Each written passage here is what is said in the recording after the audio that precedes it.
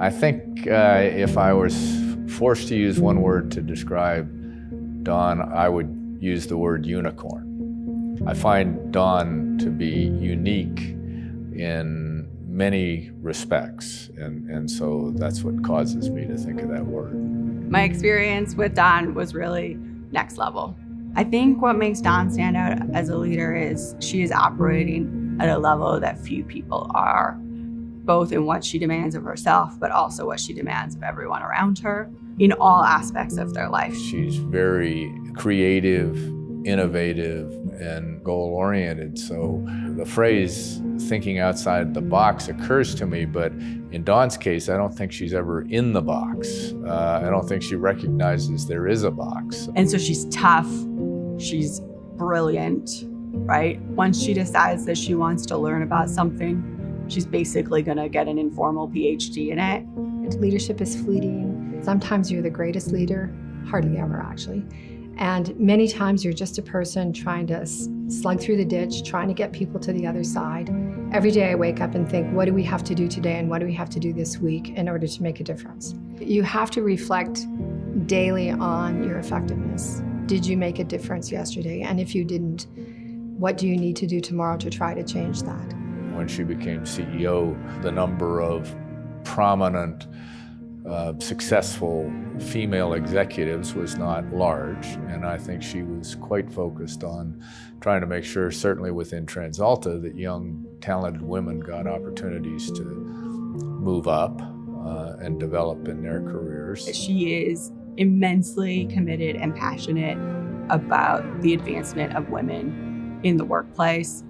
Not only is she willing to go to honesty and directness and give you the feedback you need, she's willing to put in the time to help you get there. And that's the type of feedback that lets you have step changes in your development. More women have to get into the arena.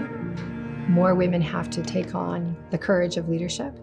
I fundamentally believe society is better off when women and men stand side by side, bring all of their skills, and lead together. If you look over the course of the 10 years or so that she was CEO, there was a development and advancement of some remarkably talented young women. And when she left the company, several of the top executives at the company were women.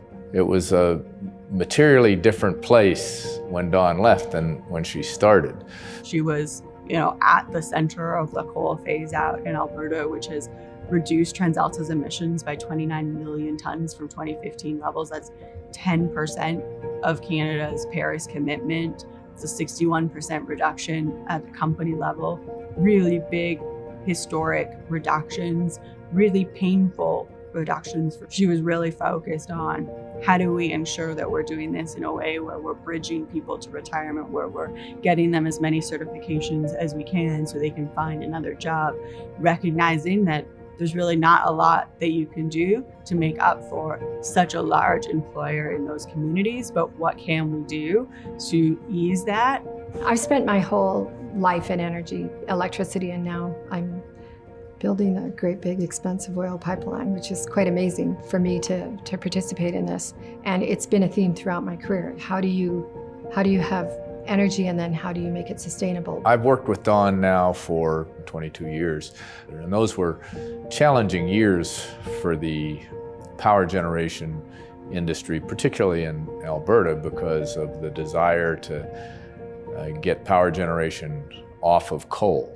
It took a remarkable leader with grit, determination, vision, and passion to make that kind of transition in a very complicated public policy environment, and that was Dawn. And I honestly don't think anyone else could have done it. Dawn came back, I think, primarily as a commitment to the country and to Alberta to make that contribution to get this very important project across the goal line, and certainly wasn't motivated by money or ego. So I think the fact that she's motivated by love of country, love of community, love of family is the characteristic I think I respect the most. There's nobody in the global environment that is taking care of their energy resources the way Canada is. and the way Alberta is. And so I'm really passionate that we change that dialogue, which is why I accepted this award. Not for me, because I want that story to start to be told, and I want to use this award as a forum to start that conversation. Congratulations, Dawn. And I'm so thankful that I came and that I have that relationship in my life. Congratulations.